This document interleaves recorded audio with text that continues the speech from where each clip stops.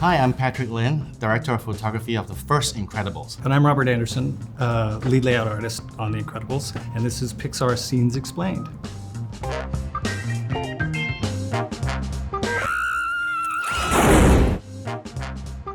Director of Photography on animated films, we're basically in charge of camera and staging. And normally in a live action film, you would do lights, camera, actions. But in computer animations, all those are sort of in reverse. So it's camera, action, lights. So as a lead layout artist, a large part of my job is actually helping to build out the scenes.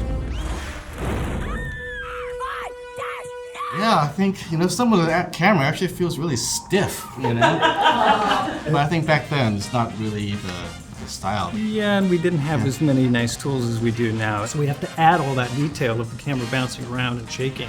Here is definitely the climax. And we do want to keep the camera moving to keep the energy going. At the last scene, when they're facing the Omnibots, you can see on both ends are blocked by buildings. So we don't see down forever. Yeah, so you can see down. So you basically have to hide a lot of those perspective. So this is like a down view of what the city actually is. If you see there's a T-junctions is where most of the action take place. And we built the sequence like in about 2.5 weeks.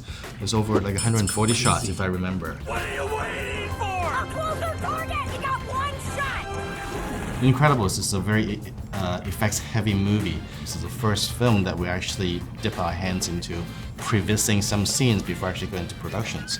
Previs or pre-visualization is working with the sets team to figure out the overall space, how big is the city, and the relationship with the characters in that environment. So we don't know how fast Dash runs. Yeah. If you really put him at 100 miles an hour, with this shot being like 5 seconds long, how big of a set do we need?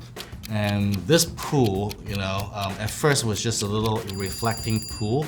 Because it's running so fast, we have to build it like bigger and bigger and bigger. Now it's like a whole lake. When we're in layout, we don't really have those effects. Such as when the Omnibots, every time he has to take a step, we have to put in a marker down there so that we know where there's a footprint and people are gonna fall down. The footprint is going to push down into the asphalt, right? And we didn't have anything, we just had a flat plane. Yeah. So we had to mark it so we knew where the characters, if they were running, would fall into a hole.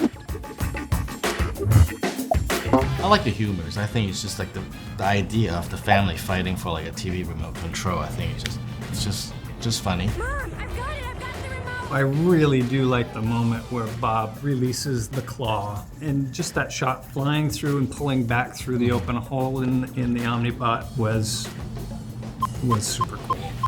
Can't believe we got that done. We had to make it incredible. I'm Robert Anderson.